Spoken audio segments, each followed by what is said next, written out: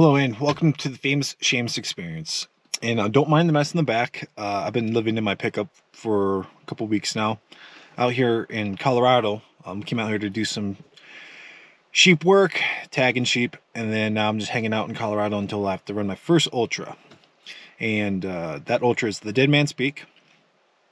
And I'm going to be talking about the training I did up until the Deadmans Peak. And the reason why I'm running this race is to run an even bigger race called the Crazy Mountain 100, because in order to run that, you have to run another ultra of at least 50 miles and 5,000 feet of elevation climb, which the Deadman's Peak does meet.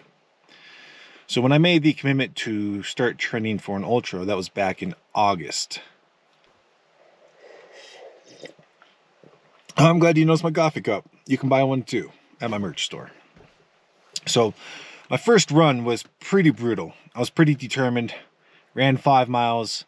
My heart was pounding on my chest, but I got it done.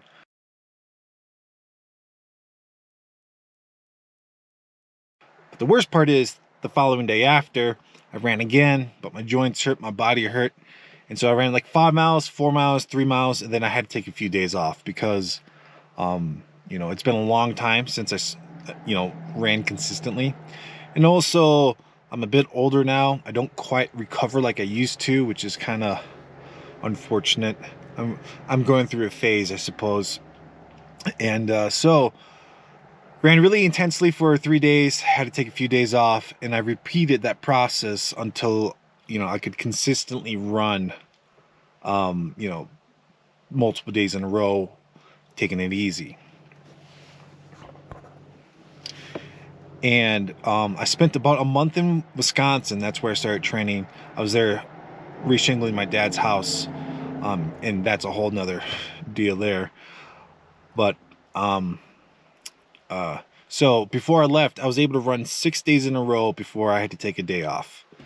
And so in the month of August, so August is when I started running, I did about 61 miles.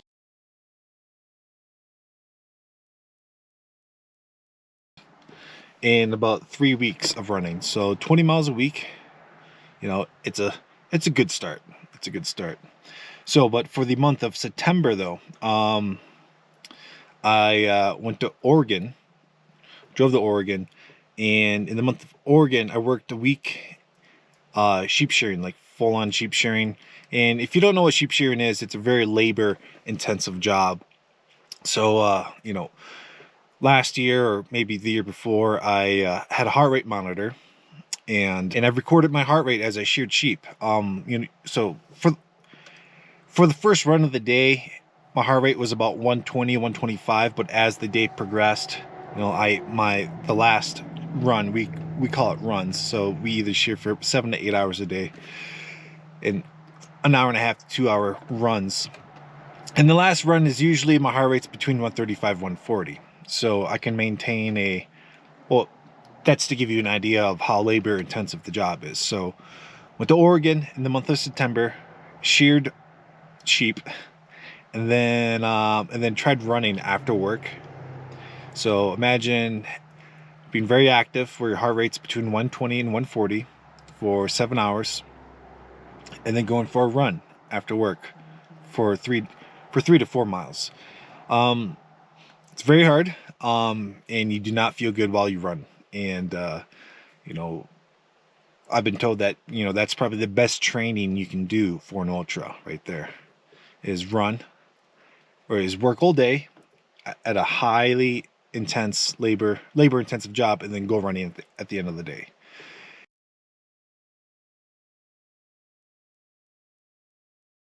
Anyways, after that job, I went to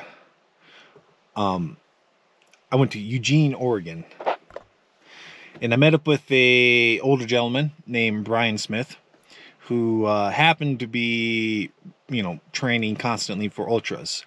He doesn't like to say he runs them. He likes to say he power walks them, because most people, when they run an ultra, you're going to walk at some point. And so he just focuses on running. He's an older gentleman, like I said, 62. And, instead of retiring and being a bum. He decided to start training pretty hard, and he's been doing really well since. But so in the month of September, I ran 100 miles. So in 4 weeks. So that's an improvement. Went from 20 miles a week to 25 miles a week. But for the month of October, I've been training with Brian, and one thing I learned from him is that if you're gonna walk, you should also train walking. So what I ended up doing was, I'd meet up with him and we'd jog/run or jog/walk. And if I wanted to do any more running, I'd just go run on my own. And it worked out pretty nicely. We put in a decent amount of mileage, and it was very educational, let's say, to train with Brian and to just get a feel of like an ultra, training for an ultra. I mean, some people run all the time, but after training with Brian, I think it's important that you also train walking. So before my last week in Oregon, before I came up to Colorado to do some more sheep work, we did a 20-mile day. So I told Brian I just wanted to put time on the feet, and my goal was 20 miles. So that's what we did at Mount Pisgah. And that was a good lesson in what to expect when running an ultra. I didn't know that I could be so sore from just walking. And, and where we walked, there was elevation change and stuff like that. And so that's, I got my first blister on my foot from a 20-mile day. So then Brian suggested maybe we should do another long day, but have it be 30 miles and have it be about 2 weeks out from, the race that I signed up for. So before I started the tagging run, or not tagging run, before I started the 1 week of like tagging work that we had, I did a 30-mile day with Brian, and that was pretty intense. At the end of the day, we did about 31 miles in about 9 hours, and I think that is great prep to give me an idea of what to expect in this Deadmans Peak Ultra.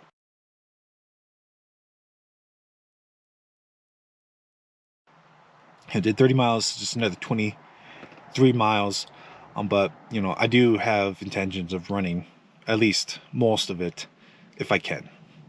So that gives me a good idea of what to expect in this upcoming ultra.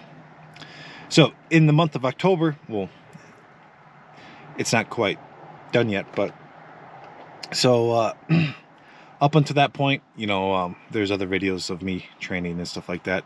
But yeah, so that's what I've done in the almost 3 months of running up until Deadman's Peak. I put in about 200 miles for a 53-mile race.